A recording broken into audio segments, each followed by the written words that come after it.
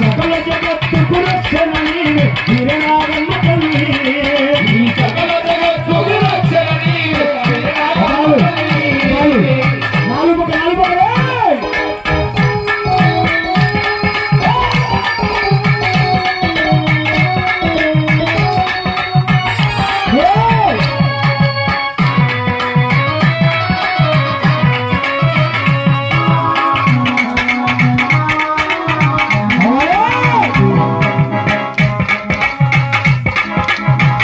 చంద్రుల తేజస్సును చుక్కబొట్టుగా పెట్టిన బొమ్మ